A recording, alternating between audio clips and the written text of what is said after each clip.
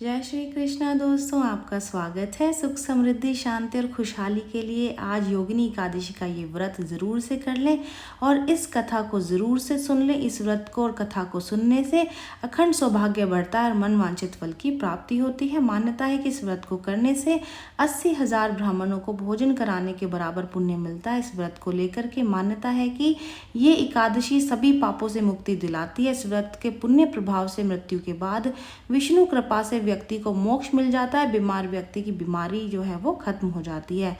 ये एकादशी 14 जून की सुबह 9:28 पर शुरू होगी और 15 जून की सुबह 8:28 पर समाप्त होगी। उदया तिथि के अनुसार ये व्रत आज के दिन यानी कि 14 जून दिन बुधवार को रखा जाएगा।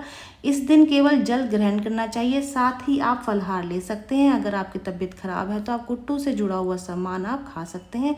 इस दिन भगवान विष्णु और लक्ष्मी की पूजा की जाती है और इसके साथ ही दान दक्षिणा करने के साथ ही विष्णु और शिव जी की उपासना करनी चाहिए। योगिनी एकादशी का पारण 15 जून की सुबह 5:23 से लेकर के सुबह 8:10 के बीच आप कर सकते हैं। अब ध्यान से योगिनी एकादशी की व्रत कथा सुने, जो कि इस प्रकार है। महाभारत काल की बात है। एक बार धर्मराज युधिष्ठिर ने भगवान श्री कृष्ण से कहा था, हे त्रिलोकीनाथ, मैंने ज्येष्ठ माह के शुक्ल पक्ष की निर्जला एकादशी की कथा सुनी है। अब आप कृपा करके आषाढ़ मास के कृष्ण पक्ष की एकादशी की कथा सुनाइए। इस एकादशी का नाम और इसकी महत्व क्या है, आप मुझे ये विस्तार पूर्वक बताइए। श्री कृष्ण ने कहा, हे पांडुपुत्र, आषाढ़ मास के कृष्ण पक्ष की एकादशी का नाम योगिनी एकादशी है और इसके व्रत से सभी पाप नष्ट हो जाते हैं। ये व्रत इस लोक में भोग तथा परलोक में मुक्ति देने वाला है।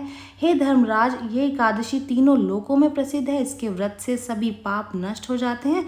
तुम्हें मैं पुराण में कही हुई ये कथा सुनाता हूँ, ध्यान पूर्वक सुनो। कुबेर नाम का एक राजा अलकापुरी नाम की नगरी में राज्य करता था। वो बहुत बड़ा शिव भक्त था। उनका हेममाली नाम का एक यक्ष सेवक था जो पूजा के लिए फूल लाया करता था। हेममाली की विशालाक्षी नाम की अति सुंदर स्त्री थी। एक दिन वह मानसरोवर से पुष्प लेकर आया, लेकिन कामासक्त होने के कारण पुष्पों को रख करके स्त्री के साथ रमण करने लगा। इस भोग विलास में दोपहर हो गई। हेममाली की राह देखते देखते जब राजा कुबेर को दोपहर हो गई तो उन्होंने क्रोध पूर्वक अपने सेवकों को आज्ञा दी कि तुम जाकर के पता लगाओ कि हेममाली अभी तक पुष्प लेकर के क्यों नहीं आया। जब सेवकों ने उसका पता लगाया तो राजा के पास जाकर ये बताया, हे राजन, वह हेममाली अपनी स्त्री के साथ में रमण कर रहा है। इस बात को सुनकर के राजा कुबेर ने हेममाली को बुलाने की आज्ञा दी। डर से कांपता हुआ हेममाली राजा के सामने उपस्थित हुआ। उसे देख करके कुबेर को अत्यंत क्रोध आया और उसके होठ फड़फड़ाने लगे। राजा ने कहा, अरे अधम, तूने मेरे परम पूज्य देवों के भी देव भगवान शिव जी का अपमान किया है, इसलिए मैं तुझे श्राप देता हूँ कि तू स्त्री के वियोग में तड़पे और मृत्युलोक में जाकर के कोढ़ी का जीवन व्यतीत करे। कुबेर के श्राप से वह तत्क्षण स्वर्ग से पृथ्वी पर आ गिरा और कोढ़ी हो गया।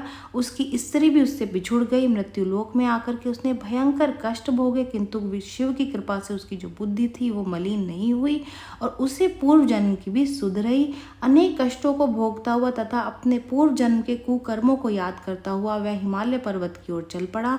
चलते चलते वह मार्कंडेय ऋषि के आश्रम में पहुंचा। वह ऋषि अत्यंत वृद्ध तपस्वी थे।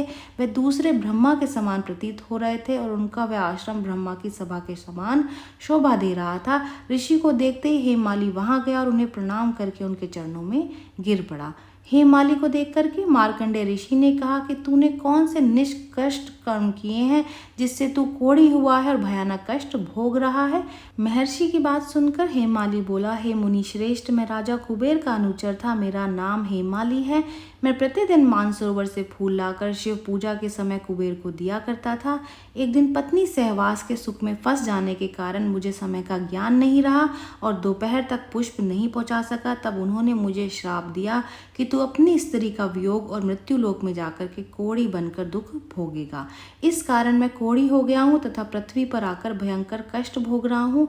इसलिए कृपा करके आप कोई ऐसा उपाय बतलाएं जिससे मेरी मुक्ति हो सके।